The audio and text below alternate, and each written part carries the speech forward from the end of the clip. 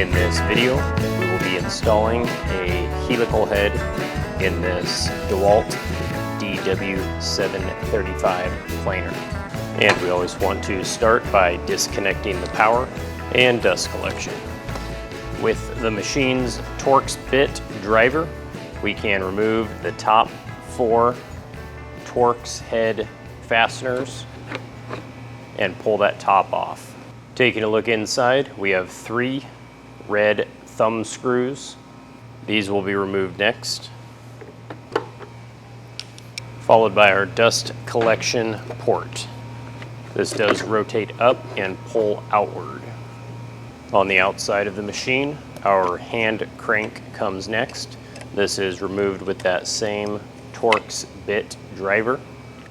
That will give us access to our 4 fasteners holding on that right side panel, and these can be removed next, again using that same Torx bit driver.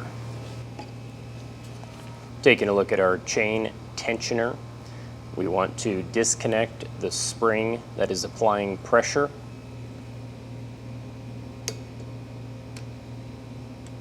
We can then remove that component.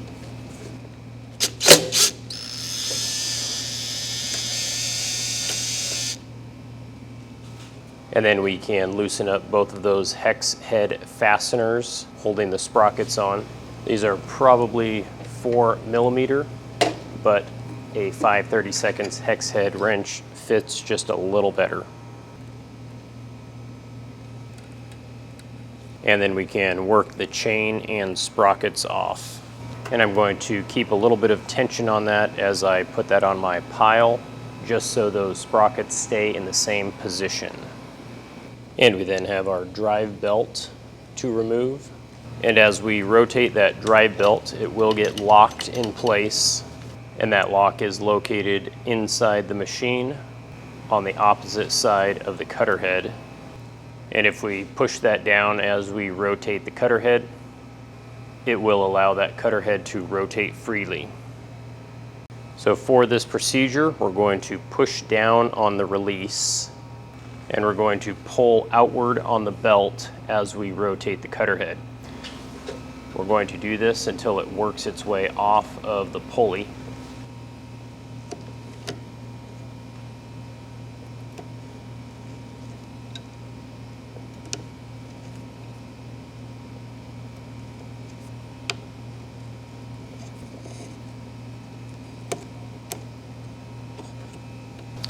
And we can position that out of the way. And our objective at this point is to remove the pulley. This has a 24 millimeter nut, and even though this does have a lock, I am going to install a couple wedges just to prevent that drum from spinning.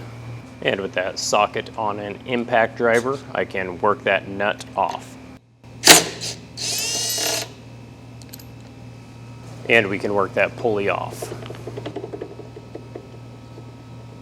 And you will want to note that there is a key, so do not lose that key. Taking a look back inside, we do have a snap ring to remove next.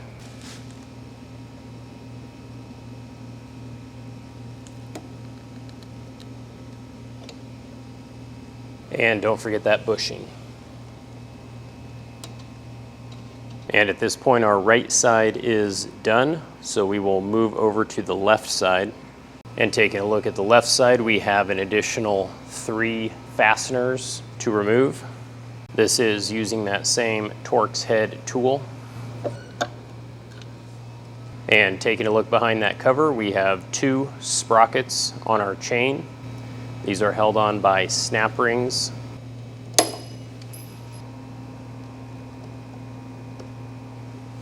Taking a look at our tensioner, we have a small spring that we can remove to release pressure on the chain. And we can then work that chain off.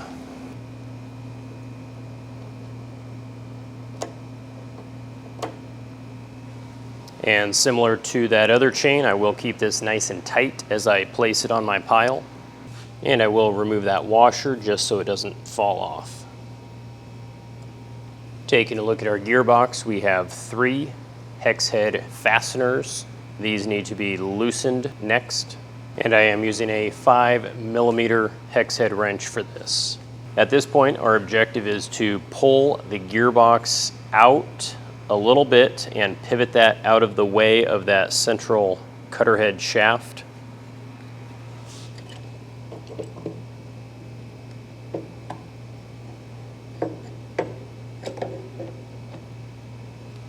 And we can see that central shaft that teams up with our gearbox. This shaft and gear is part number 514001010, and this can be removed with a 6mm socket. It is best to do this at this point before you continue, even though in the succeeding clips I do this in a little bit different order. Removing this will protect that gear so you don't risk damaging it. And taking a look back inside the machine, I am going to remove both of those wedges. And prior to removing the cutter head, we will remove all of the blades. And again, this is using that same Torx head driver. And we will do that for all 3 sides.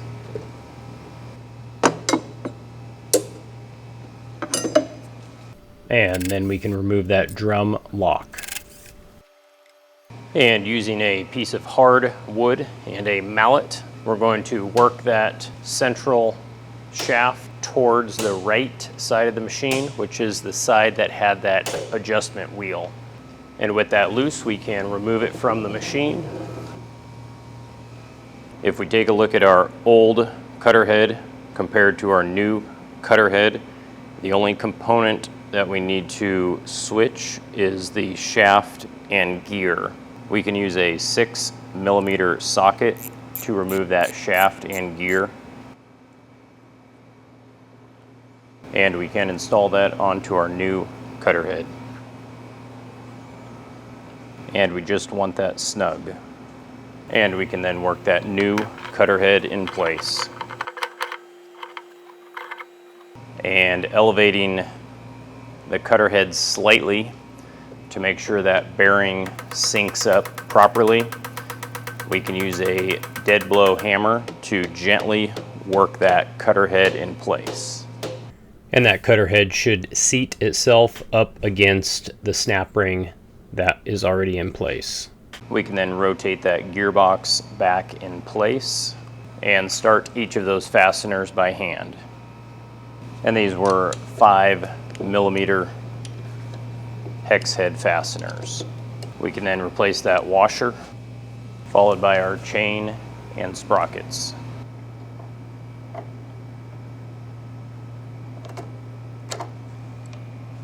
And each of those did have a snap ring.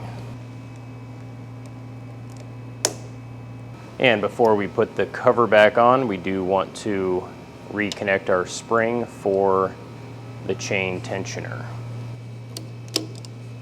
And that cover can then be replaced. And with that left side finished, we can move back over to the right side, and we can begin by installing that snap ring, followed by our bushing. And we do need that key from our old cutter head before we install the pulley. And then we can install that pulley. We can then start that 24mm nut by hand. And I'm going to add my wedges back in temporarily, and then we can snug that 24mm nut.